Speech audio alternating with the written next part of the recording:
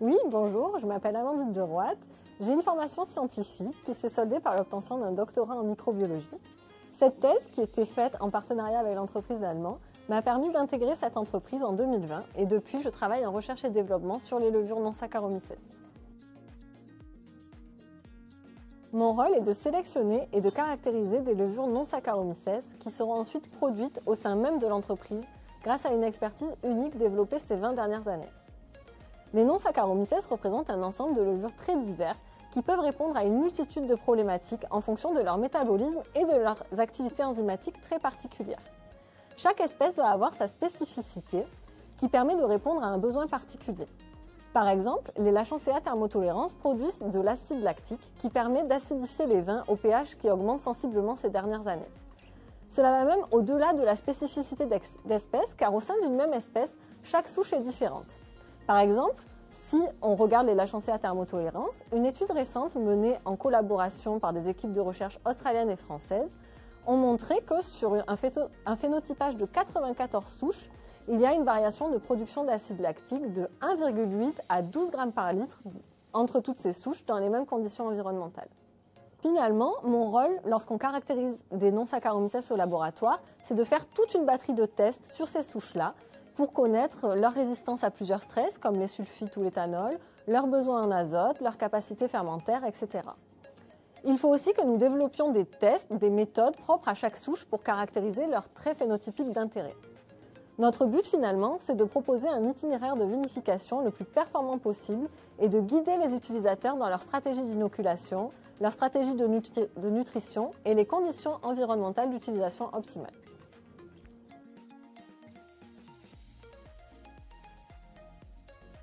De manière générale, je suis très fière de l'ampleur que prennent les non-Saccharomyces, particulièrement quand j'entends les professionnels du terrain en parler de façon positive.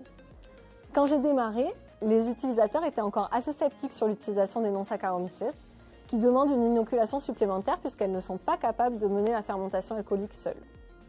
Au fil des années, j'ai vu une réelle évolution des mentalités et de plus en plus de viticulteurs semblent convaincus par les bénéfices des non-Saccharomyces. Si je devais citer un projet en particulier, je parlerais de bioprotection. Aujourd'hui, nous sommes capables de proposer des non-Saccharomyces qui permettent de diminuer l'apport d'intrants chimiques, et plus particulièrement les sulfites, tout en restant protégés contre l'oxydation et les contaminations microbiologiques. Plusieurs souches sont disponibles et possèdent des mécanismes de protection propres à chacune.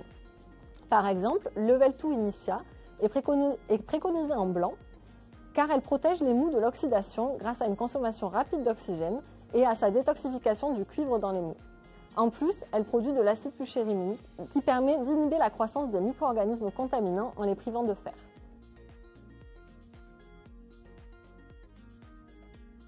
Les non-Saccharomyces permettent de répondre à de nombreuses problématiques actuelles, comme par exemple la perte de fraîcheur dans les vins, qui peut être contrée par les souches de Lachansia thermotolérans, comme on vient de le voir précédemment, grâce à la production d'acide lactique.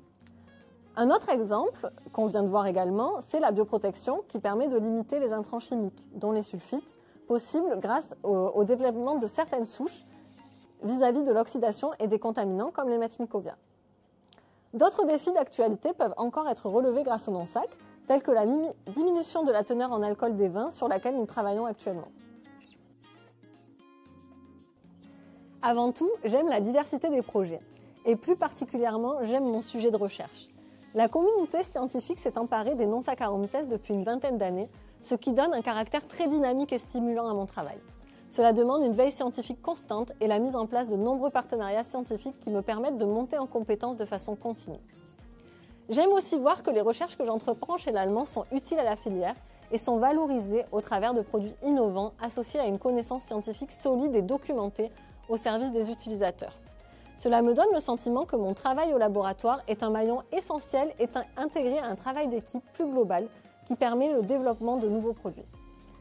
Finalement, j'apprécie aussi l'autonomie qui m'est accordée dans la gestion des projets de recherche sur les non-Saccharomyces.